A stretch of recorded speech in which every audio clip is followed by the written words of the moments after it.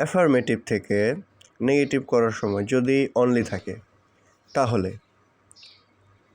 অনলির পরিবর্তে ব্যক্তি হলে নান বাট, বস্তু হলে নাথিং বাট এবং সংখ্যা থাকলে নট মোর দেন ব্যবহার করতে পারি। যেমন এখানে আছে only you can help me.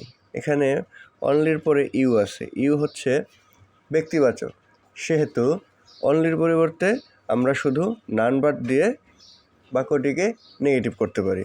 দ্বিতীয়ত আছে হি লাইকস সুইটস অনলি। এখানে সুইটস হলো বস্তুবাচক। এখন আমরা জানি যে বস্তুবাচকের ক্ষেত্রে বস্তুবাচক থাকলে অনলির পরিবর্তে শুধু নাথিং বাট হবে। যেমন he likes nothing but sweets. এবং তৃতীয় এবং শেষেরটিতে আছে আই হ্যাভ অনলি 50 টাকা। এখানে 50 মানে সংখ্যাবাচক শব্দ আছে, এর জন্য অনলির সাথে যদি সংখ্যাবাচক শব্দ থাকে তাহলে অনলির পরিবর্তে শুধু নট মোর দেন বসিয়ে আমরা বাক্যটিকে নেগেটিভ করতে পারি। যেমন আই হ্যাভ অনলি 50 টাকা, এর পরিবর্তে আমরা